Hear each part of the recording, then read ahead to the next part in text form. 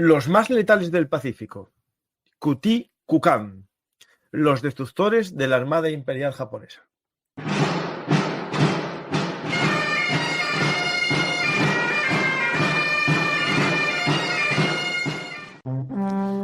Armas, batallas y hombres que cambiaron el curso de la historia.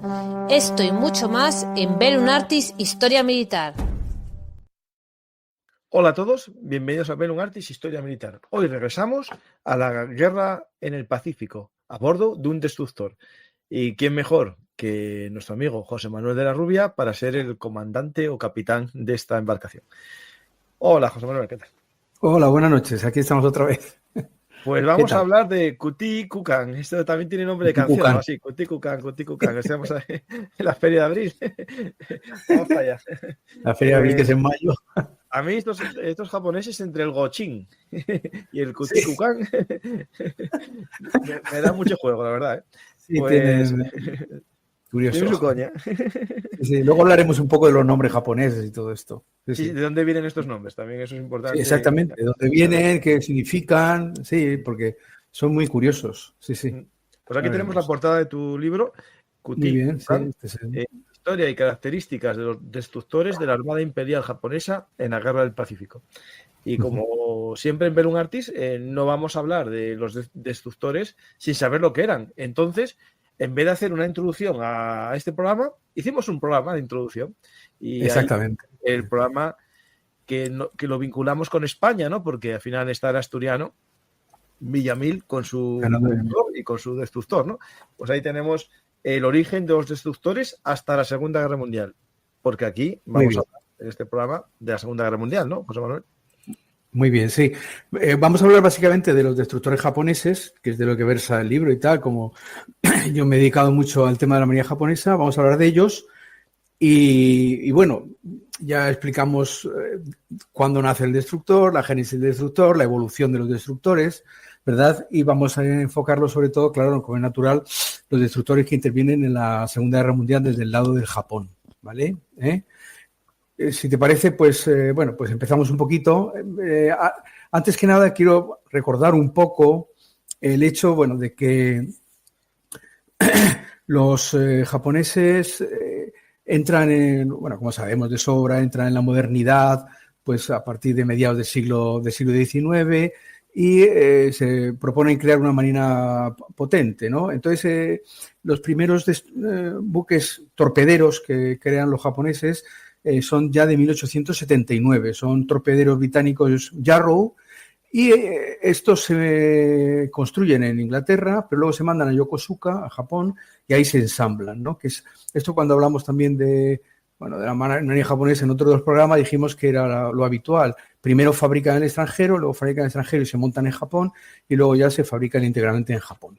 Por entonces había una doctrina muy en boga, que era la doctrina del almirante Aube, un almirante francés, que era la Jeune École, o sea, la joven escuela, que sostenía que la era de los acorazados y los grandes buques de guerra pues había pasado, ¿no? Y que la flota debían enfocarse en torno a una serie de cruceros grandes y tal, para el ataque al tráfico y un gran número de torpederos para la defensa costera.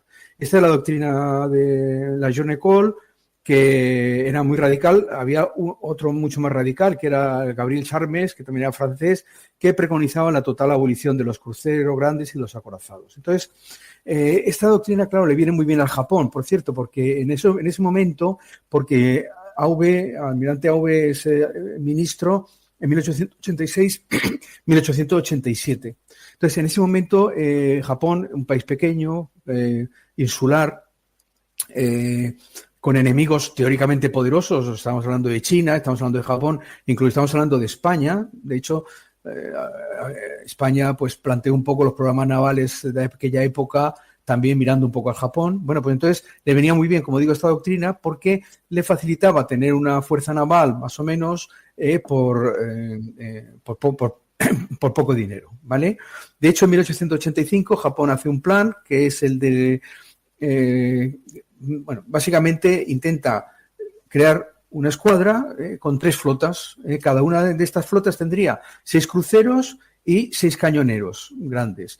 Y a su vez deberían tener también en total 6 torpederos montados, porque en aquella época también se daba mucho, y los franceses lo tenían, buques que transportaban torpederos. Los torpederos no eran muy grandes, ¿vale? Entonces pretendía en cada flota un transporte de torpederos con 6 torpederos a bordo. Y además pretendía también en cada flota hubiera 6 torpederos acorazados.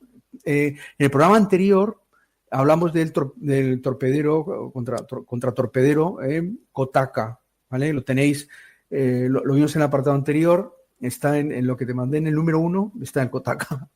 Kotaka. Ahí arriba lo tienes, ¿vale? Muy bien. Que era un torpedero acorazado con espolón.